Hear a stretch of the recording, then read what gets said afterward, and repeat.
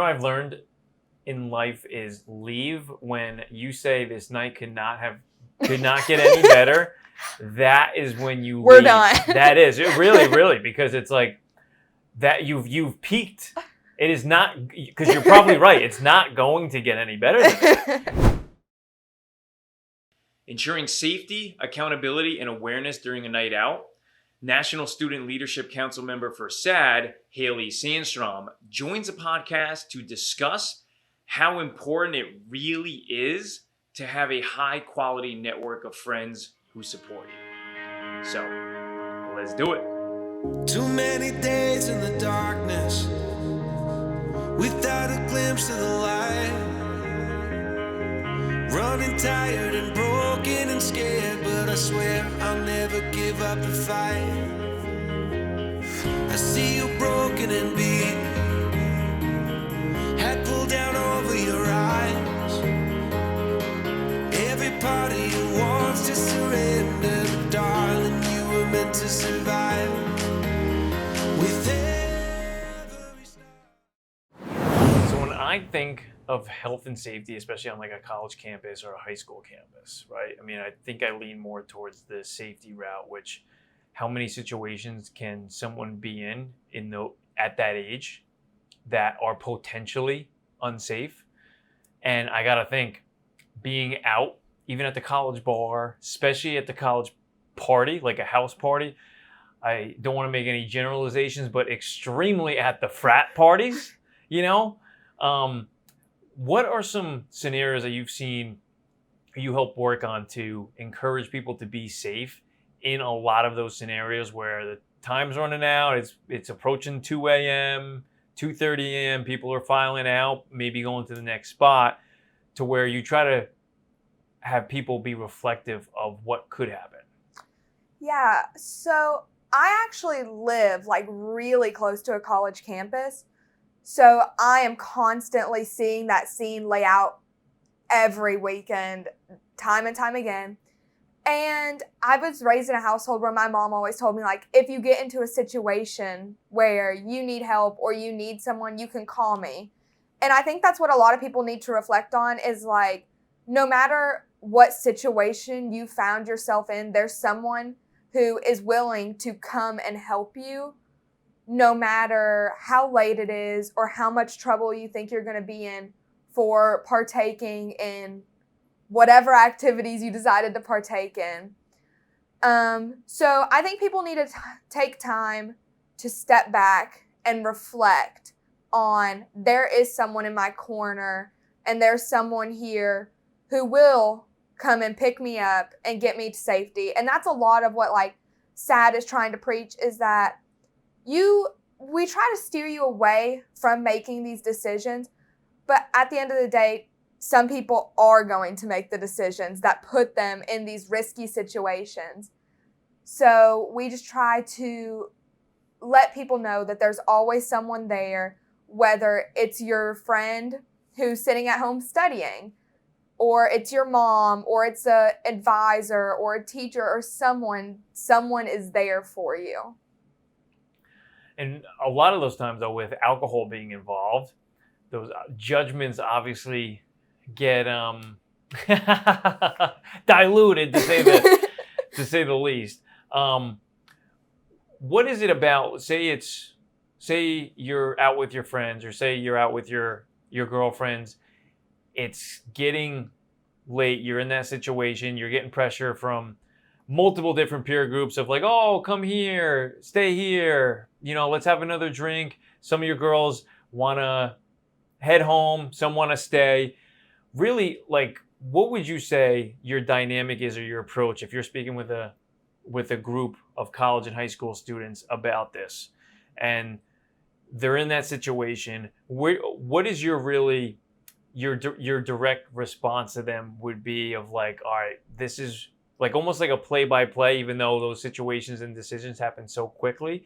Because I got to think the way that those relationships are built are probably going to decide who does what and who goes where. If you are tight-knit, you're all going to stay together. You go out together, you come home together. You hear that a lot. But that obviously doesn't always happen. And if there's 6 of you out, one or two are probably going to straggle along with maybe another crowd or things like this. So really, like, from a safety concern, because at that point you're facing drinking and driving or getting in the car with somebody, because a lot of times we think drinking and driving is you drinking and driving, but the decision is just as who you getting in the car with is just as important as, am I going to be the one drinking and driving? What would you really kind of say of, like, you're in that situation? How do you end the night on a very good note? So the thing about this dynamic is it's so hard to talk peer to peer to someone, because you're thinking the whole time, if I tell them I'm not comfortable with this, does this strain our friendship? Is this going to change things between how we interact with each other? Because if you do you have some friends, they might take it as that you're no fun and you don't want to be out here, when you're really just trying to make a safe decision. So the best thing to do before any night out is to discuss a plan. Like, we need to be back all together at this time. Don't split up, obviously, but we need to be ready to go back at this time. And I know as you're drinking, things are going to start to elongate, and you're going to be like, well, an hour longer isn't going to hurt us. So always have someone there who is in a right mindset to make decisions, rational decisions for everyone. Obviously, someone to drive you around safely, because even if you think you're okay, you are not okay. There are other people on the road, I promise, that are not okay. So you need to be 100% ready to be out there and take on any challenges on the road. So I would discuss a plan first, and then ask someone, hey, can we reach out to you, or will you come with us and be there for us to take us somewhere? And then the hard part comes in of actually telling your friends, we need to end the night here. And it's just an uncomfortable conversation that no one really wants to have. I know personally, I have been out with my friends, and not like drinking or anything, so I don't know if it necessarily relates, but it's been getting late. We're all teen drivers, and I'm like, well, we need to go. It's late. We live in the mountains, so getting around these curvy roads are insanely dangerous. And my friends will be like, well, we can stay out here for a couple more hours, blah, blah, blah. So that's whenever you have to sit down and be like, I'm not comfortable with this situation. I need someone who is comfortable with leaving and going home with me. So you just have to sit down and tell them that this situation is uncomfortable and you're not ready to be in this situation, and try to explain to them why this situation isn't a good one for them to be in either. Because there is no reason for you to be leaving 2 hours earlier and walking down a nasty alley and running into some creepy guy who wants to talk to you, and then them running into the same guy whenever y'all split up later. So my biggest advice is to discuss everything while everyone's in their right mind and can have the discussion, and then continue to have that uncomfortable conversation throughout the day where you say, hey, just remember, it's getting close to closing time. We have to go. Yeah, because I would say from a guy standpoint of view, especially my experience growing up and going through high school and college, there was like, we never, from our side, I don't think we've ever had to have like that, because we were always like, okay, if we go out, no matter what happens, you know what I'm saying? At the end of the night, the biggest thing you have to avoid is the drinking and driving, right? From being a teen girl, and especially being a young woman into their 20s too, like that element of being around drunk guys, I feel like adds to you the dangers and your personal safety as well, being out that late with that type of element out, that you guys have to have a second plan for that too. Not only how to get home, but also like, what if there's a creepy guy around, or somebody's getting talked in, one of your friends is getting talked into then going to a late night party at like a frat house or something where you just know it's probably not in your like complete best interest. So like those discussions are so important beforehand, because when you start drinking or people become under the influence of not even like substances and alcohol, but the influences of others, you know, you get into a nice flirtatious conversation. It's very easy to then be persuaded into doing things that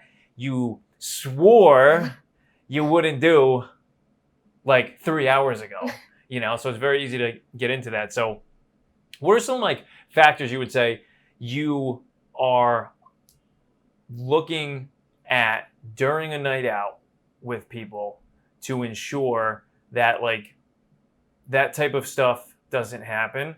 Yeah, so some factors I definitely look at, like I said, the time. I don't think that there's ever a specific time. I think it's always play-by-play situations that, oh, well, everyone's a little bit more tired and distracted, so we should go home earlier tonight.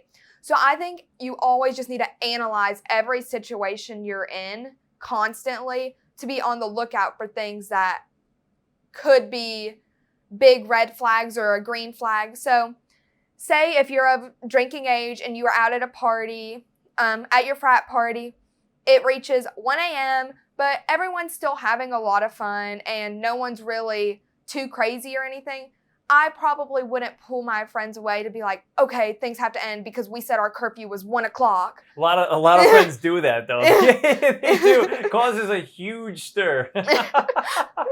I would be like, okay, we're good for a little longer, unless someone else in the group said, but we decided on this, and they were uncomfortable. That's whenever you think back, well, we just did to say that. And if there were people that some friends could stay with that are close, comfortable friends, that is another thing. Like, we could split up. I probably wouldn't leave them with just like one other person ever. I'd always make sure you're in a group, just in case though they do stay out later and things escalate. It's not just the two of them. And because when you're in a group, it's harder to be targeted by anyone if you went out. So with like two people, you need to still watch your surroundings just as much. So yeah, I think it's just play-by-play situations. There's so many factors that go into everything, whether it's time, whether it's like how many people are there, discussions you've had before. I think that someone needs to be ready to analyze every situation that could possibly happen and think, what is the best outcome and how do we get to that better outcome? You know what I've learned in life is leave when you say this night could not get any better. That is when you We're leave. done. That is it, really, because it's like that you've peaked. It is not, because you're probably right. It's not going to get any better than that. And it's going to be all downhill. And like the longer you stay, and like it's almost like, you know, you want to call that person, I forget the name. It's just like teasing them that they're like too hardcore on like, oh no, we said 2 o'clock. We're leaving at 2 o'clock. That friend is holding the line of the agreement and the rules. Because if not, then you might as well not have made anything. You know what I'm saying? And that friend too is, you're ending on a good note, because a lot of times people wait until it becomes a bad night to leave.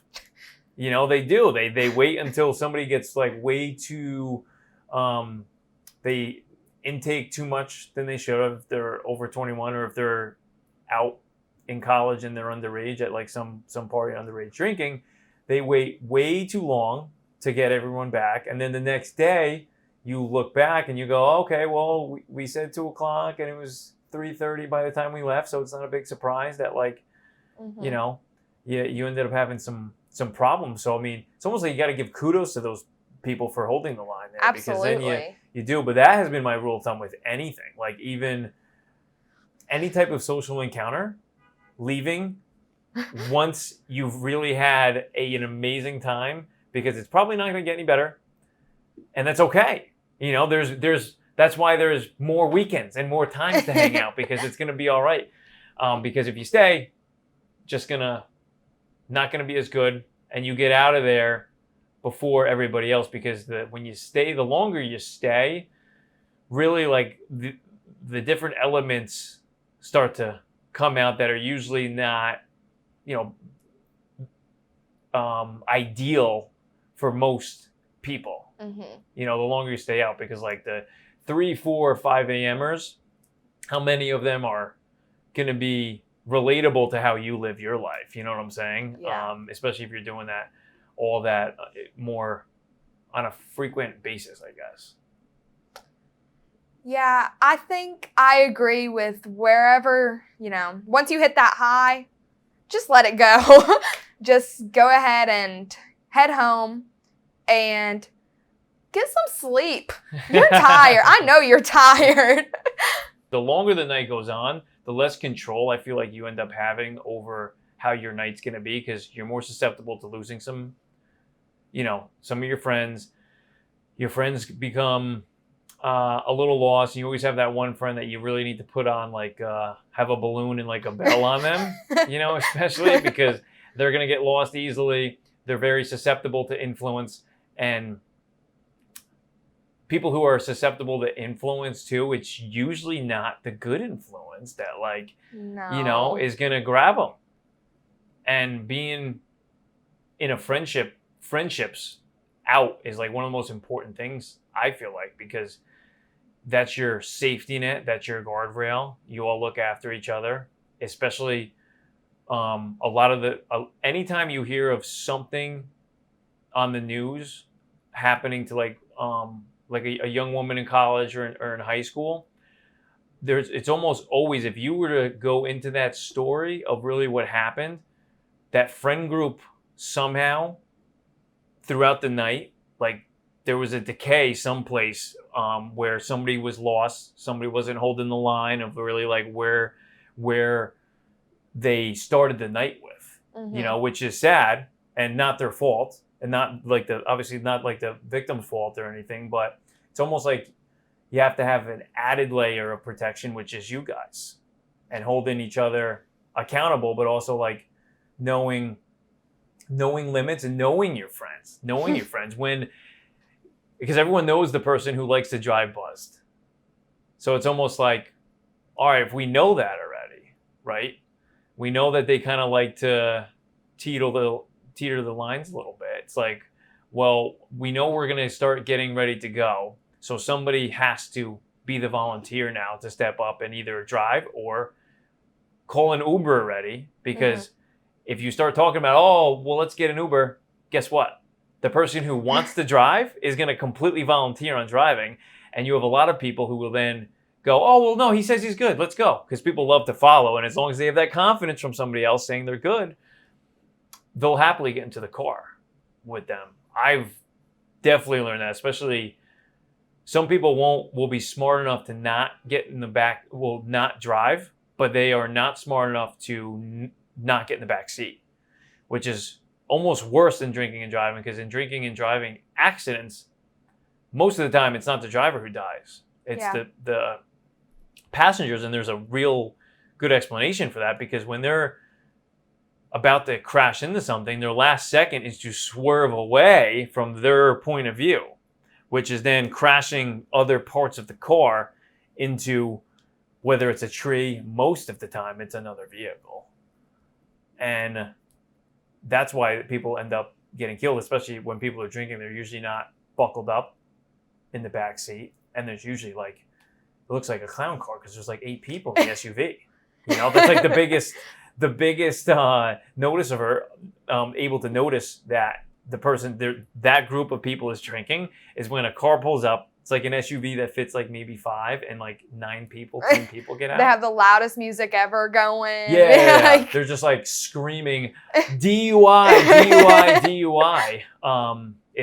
It's absolutely crazy. But, those people in the back seats, they have no idea that they're making themselves so susceptible to just anything that this person wants to drive with. So like having the friends, when I was going through school, I realized as like a guy, you can really kind of like get around by yourself. It's not too much of not too many threats, except like the drinking and driving and so, and the peer pressure, obviously, of the drug use. Yeah. But I saw that like with women, they really, really have to be careful because you like a guy will do if they end up doing drugs. Like worst case scenario, I mean they're gonna, I mean avoiding the overdose talk and all that, but like yeah, they're gonna pass out, they're gonna get sick. People maybe make fun of them and so forth for that, but like they're probably going to be fine with some sleep. But young girl, young woman ends up, having too much. If her friends aren't there, there's a whole nother beast, a whole nother element that they have to like be careful of and cognizant of. So like as friend groups, are you guys at SAD able to kind of like teach that? Like is there a model that you guys have developed of like rules and expectations that go a little bit deeper in establishing different dynamics within the relationship that hold? Yeah, the greatest thing about SAD is that it's youth run for the youth. So whenever you see something on SAD social media or a SAD announcement or at any of these SAD conferences, it was made by these kids who are 14, 15, 18, 19, so on and so forth, talking from their perspectives to people who are their age or a little bit younger, a little bit older. And you get to hear firsthand how these things can affect people. And it's